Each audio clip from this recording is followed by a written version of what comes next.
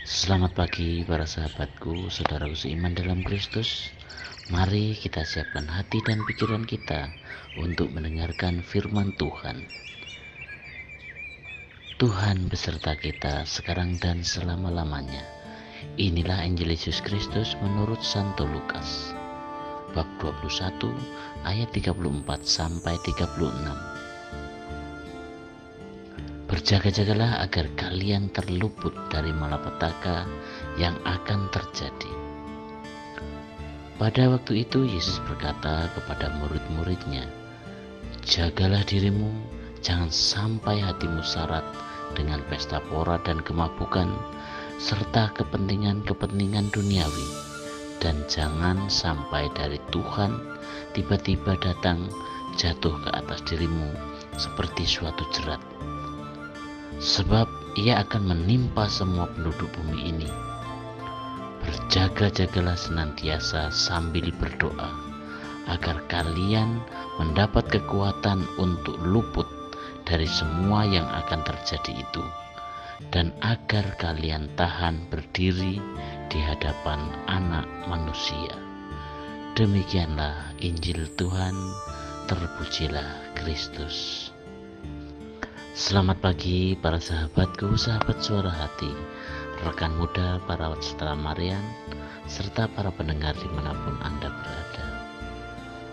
Waktu berjalan begitu cepat, tidak terasa kita sudah memasuki masa Adventus atau minggu-minggu Advent, yang artinya masa penantian, bukan sekedar menanti hari perayaan Natal, namun lebih menanti kedatangan yang kedua kali Tuhan kita Yesus Kristus. Oleh karena itu, bacaan Minggu Advent ini yaitu tentang berjaga-jagalah senantiasa sambil berdoa, supaya beroleh kekuatan untuk terhindar dari semua yang akan terjadi itu, dan supaya kamu tahan berdiri di hadapan Anak Manusia. Oleh karena itu, Bapak Ibu sekalian yang terkasih, sahabat muda-mudi, mari kita berjaga-jaga bukan dengan pesta pora dan kemabukan, melainkan dengan tetap sadar dan hidup benar dan mulia. Proses kita untuk berjaga-jaga bukanlah suatu aktivitas yang diisi dengan usaha, spekulasi, menghitung-hitung kapan tepatnya kedatangan Yesus yang kedua kali. Tetapi berjaga-jaga berarti percaya dan taat penuh kepada firman-Nya. Juga berjaga-jaga haruslah diisi dengan doa. Para sahabatku, sahabat suara hati, rekan muda, para pendengar dimanapun Anda berada, dalam realita kehidupan ini, kata berjaga-jaga adalah mudah untuk diucapkan, tetapi sulit untuk dimengerti dan lebih sulit lagi untuk dilakukan. Apa yang harus kita lakukan agar kita dapat berjaga-jaga? Yang utama adalah kita harus berjaga-jaga dengan menjaga hati kita. Memang kita juga harus menjaga perkataan dan perbuatan kita, tetapi yang lebih penting dari itu adalah menjaga hati kita. Segala perkataan dan perbuatan kita keluar dari hati kita. Oleh karena itu, jika kita mau berjaga-jaga, maka hal pertama yang harus dilakukan adalah menjaga hati kita agar tetap fokus, agar tetap kudus dan memiliki motivasi yang benar di hadapan Tuhan. Berikutnya adalah kita harus menjauhkan dari segala hal dan kepentingan duniawi.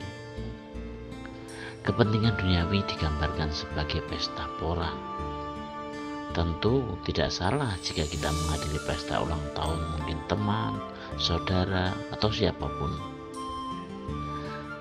Tetapi akan salah jika dalam hidup kita hanya sibuk dengan segala macam acara seperti pesta sehingga melupakan Tuhan.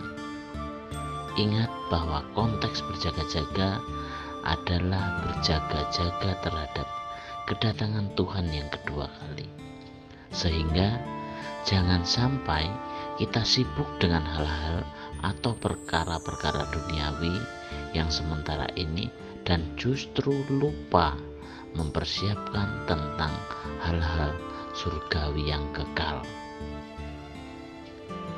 Untuk itu kita juga harus berjaga-jaga sambil berdoa, meminta kekuatan dari Tuhan. Para sahabatku, sahabat Suara Hati, rekan muda dan para pendengar dimanapun Anda berada, dalam masa Advent ini atau penantian kedatangan Tuhan Yesus untuk kedua kali, termasuk sekarang ini COVID masih ada dalam kehidupan kita. Kita harus menyadari bahwa diri kita tidak sanggup berjaga-jaga dengan kekuatan sendiri, melainkan dengan bersandar pada kekuatan dari Allah. Berjaga-jaga dan berdoa akan membuat kita tidak mudah tergoda untuk menyangkal iman kita ketika menghadapi kesakitan, penderitaan, dan banyak persoalan akibat pandemi mungkin, terlebih di masa penantian ini. Mari kita bersama di setiap perjuangan kehidupan, baik di dalam keluarga atau pribadi kita masing-masing, setia menantinya dalam wujud semakin berjaga-jaga dengan penuh kewaspadaan, memohon serta mendapat kekuatan Allah untuk bertahan, bahkan luput dari semua yang harus terjadi di saat-saat penantian. Mari kita menata dan mengelola hidup kita dan doa kita sehingga kita sebelum Tuhan datang, kita tetap bisa dan bahkan semakin setia ketika Tuhan datang. Kita boleh berdiri menyambutnya. Dengan kita berjuang dalam hidup yang benar, sesuai dengan kehendaknya, dan mohon dari pertolongannya, dan terus peduli berbagi kasih Kristus untuk keluarga, pekerjaan, lingkungan masyarakat kita. Sekali lagi, mari Bapak, Ibu, dan sahabat rekan muda sekalian yang terkasih, salam sehat dan salam memasuki minggu Advent yang pertama. Mari kita tetap berjaga dengan setia menantikan kedatangannya. Demikianlah permenungan kita hari ini.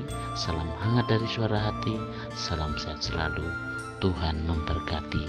Amin.